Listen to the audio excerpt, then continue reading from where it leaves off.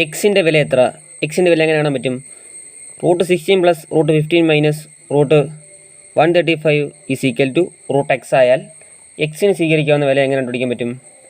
അതായത് നമുക്ക് ഈ √60 നമുക്ക് എങ്ങനെ പറ്റും? √60 നമുക്ക് √15 × 4 എഴുതാം. കുഴപ്പമില്ലല്ലോ. 15 4 √60 എന്ന് പറയുന്നത്. ഇതിനെ നമുക്ക് എങ്ങനെ എഴുതാൻ പറ്റും? ഈ 4 നമുക്ക് റൂട്ടിന് അപ്പുറത്ത് എഴുതാം. അതായത് √4 എന്ന് പറഞ്ഞാൽ എന്താ? 2 ആണ്. എന്നിട്ട് ഈ √15 അതുപോലെ എടുത്തിട്ടേക്കുന്നു. 2√15 എഴുതിയേക്കുന്നു. അതുപോലെ തന്നെ നമുക്കിനി √15 എങ്ങനെ എഴുതാൻ പറ്റും? √15 √15 × 1 എഴുതാം. കുഴപ്പമില്ലല്ലോ.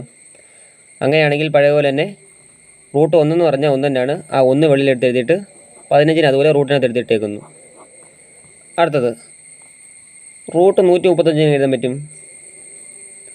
√135 എന്ന് പറയുന്നത് 15 × 9 ആണ് 135 എന്ന് പറയുന്നത്. അതുപോലെ തന്നെ ഈ 15 റൂട്ടിനകത്ത് എടുത്ത് എഴുതിയിട്ട് 9ൻ്റെ റൂട്ട് എത്രയാണ്? 3 ആണ്. 3√15 എഴുതാൻ പറ്റും. അങ്ങനെ നമുക്ക് എക്സിന് വില √xന് വില കണ്ടുപിടിച്ചൂടെ? എല്ലാം കിട്ടിയിട്ടുണ്ടല്ലോ. √16 എന്ന് പറയുന്നത് 2√15 ആണ്. പ്ലസ് √15 എന്ന് പറഞ്ഞാൽ എത്രയാണ്? 1√15 ആണ്.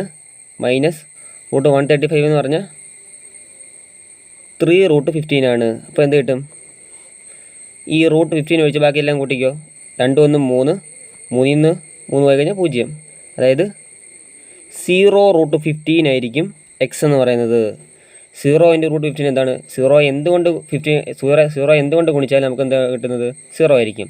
അപ്പോൾ 0 ഈസ് ഈക്വൽ എന്തായിരിക്കും? എക്സ് എന്ന് പറയുന്നത്. അപ്പോൾ ആൻസർ എന്ന് പറഞ്ഞാൽ ഓപ്ഷൻ എ 0 ആയിരിക്കും. അപ്പോൾ നിങ്ങൾക്ക് വീഡിയോ ഇഷ്ടപ്പെട്ടെങ്കിൽ ലൈക്ക് ചെയ്യാനും ഷെയർ ചെയ്യാനും സബ്സ്ക്രൈബ് ചെയ്യാനും മറക്കരുത്.